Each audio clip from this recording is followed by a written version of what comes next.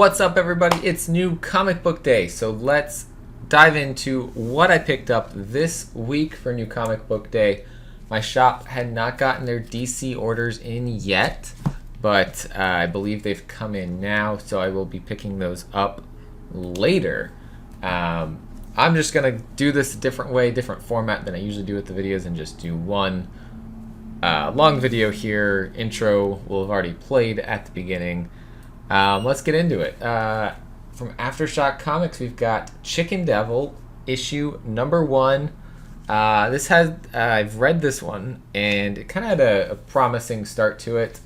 I'm not as excited as I thought I was going to be about it. It seemed like it was going to be a little bit more fun, a little bit more depressing in what happens in that first issue, but I'm intrigued by the concept and going to stay on that one, keep reading it. A Righteous Thirst for Vengeance, number 1. I'm really not sure yet what's going on here. I love the artwork on the interiors, but I have no idea what's happening in this first issue. So I thought there was going to be more to what's going on in the story, but I guess we're going to have to wait till issue number 2 to find out what transpired, the events of issue number 1. I am back on the Amazing Spider-Man, and I picked up the Gleason variant to go with my other ones that I already have for those special covers that he has done. I did pick up cover A also, and you'll see that here in a minute. By the Horns, number 6 from Scout Comics. I posted a review of this up on the website already, so go check that out. YouPromiseMeComics.com. That link is down below. Another one from Scout Comics, Redshift number 3. I have not posted a review for this yet, but I probably will at some point. I'm really digging this series. I need my sci-fi fix, and this does it. Last one here from Scout, this one from the Black Caravan imprint, Cherry Blackbird number 3.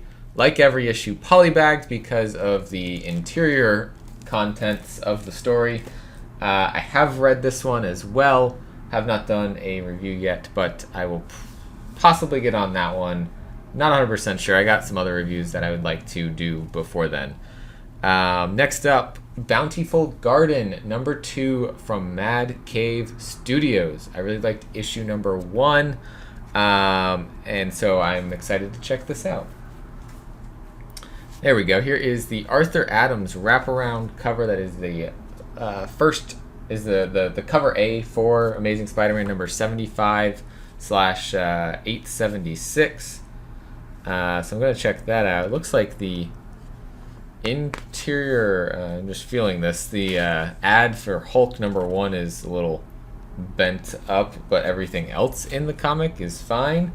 My shop is getting their comics from Diamond and not from, this is a very interesting looking ad in here for it. Not from Penguin, so their Marvel comics came in fine today.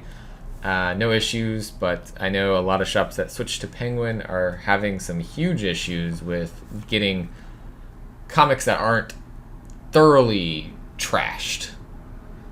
From Second Sight Publishing, we've got Menagerie number 1.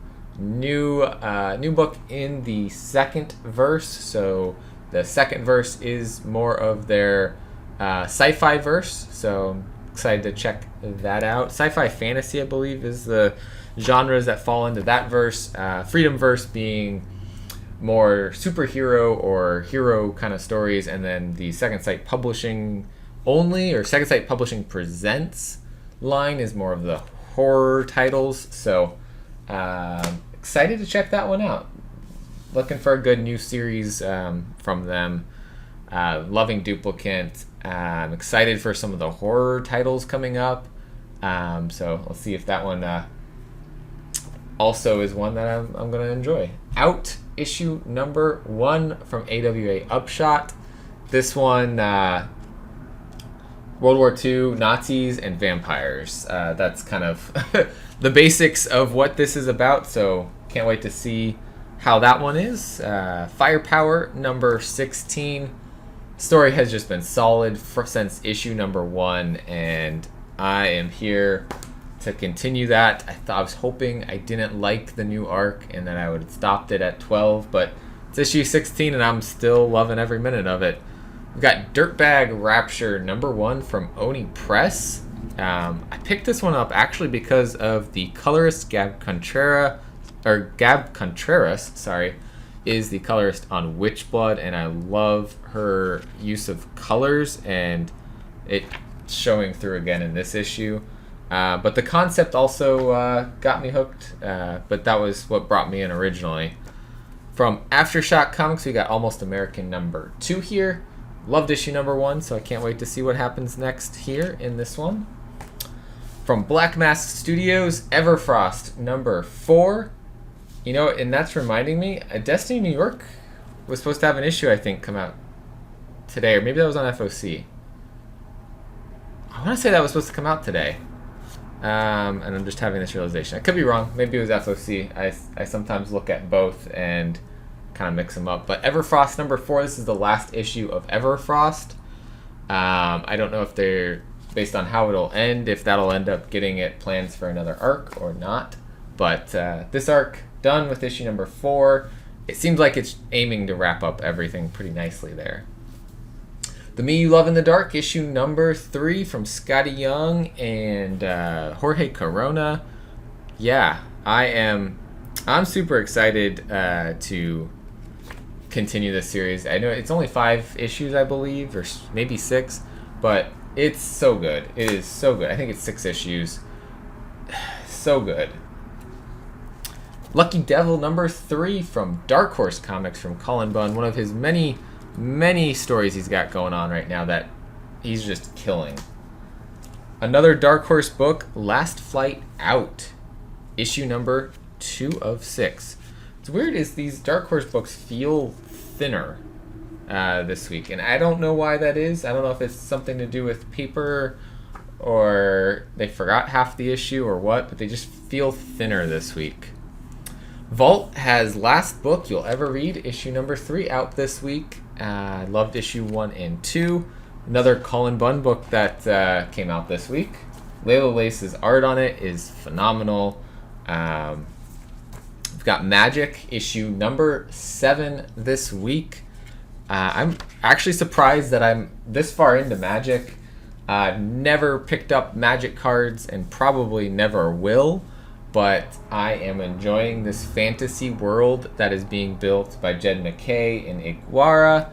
And yeah, I don't feel that I needed to have knowledge of the card game in order to enjoy what's going on here in the story. Another one from Darkhorse, the last issue of The Worst Dudes, number 5. Some unicorns having fun on the back. I've been loving this one. The art in this by Tony Gregori has been phenomenal. Again, this feels thinner. Something Darkhorse must have changed something with their publishing. I know we've been having a paper shortage, so I don't know if that is playing into the quality of paper and going for thinner stock. Maybe making the paper last longer. I don't know, but that's interesting. They feel a lot thinner than any of the other books that I picked up this week. Next up, Dark Ages number 2 from Marvel. Yeah, that's Amazing Spider-Man, Dark Ages. That's 2 Marvel books this week. I'm really loving this cover. What is it? It's Ivan Coelho that did the cover art on this. Fantastic cover. We got these futuristic versions of Miles, Peter, May, Laura, Invisible Woman, Sue Richards, and this kind of steam-powered Iron Man, it looks like. I'm excited for what might happen in this story with Apocalypse. And then look, what's this? Another Marvel book? Champions, number 10. Last issue of Champions. So that's like 3 books right there that I just talked about that are ending this week. So that's 3 books off my pull list. And then my shop, I bought some online, or I bought mine online, and here's Billy the Kid retailer preview from my shop. So I asked for Billy the Kid to be added to my pool list. They did try to get it. They haven't gotten it yet. They should be getting me the actual issue number 1, but they put that one aside for me because they knew I was interested in reading the story, and they had the retailer variant or preview version of it there. And then, like I said, pick this up. Squad. It's an original graphic novel from Maggie Takuda Hall and Lisa Sturl. Lisa, the artist on Witchblood and Long Lost. And I am very excited to check this out. Kind of get a little bit of a sampling of the interior art there. But yeah, we got werewolves. We've got teenagers who are becoming these werewolves and some consequences of their actions as werewolves coming in. A pretty LGBTQ positive story as well thrown into the mix, and I decided I want to get a hardcover because I thought that was pretty cool. I don't have too many hardcover comic books, so there we go. That is what I picked up this week. My DC stuff, of course, main thing being Nice House on a Lake. Did not come in yet, but hopefully I'll be able to pick that up sometime this week and be able to read that. That's it for this week. My comic haul, not too much, nothing too crazy this week, but some hopefully pretty solid reads that I'm looking forward to. I'll have some more reviews to work on for you guys. Those are going to go up on the website, youpromisemecomics.com. That's where they'll go first. Afterwards, what I'm going to do is work on recording some of those written reviews so that if you don't want to read them, you can listen to them right here. So that is it for today. If you've made it here, aren't subscribed to the channel, hit that button. We're a couple away from 900 subscribers, so thank you guys so much for getting us here. Means we'll be on our road to 1K very, very soon. And it's been so much fun getting to make these videos and interact with you guys, especially when we do the live shows. So appreciate your support, and as always, guys, collect what you love.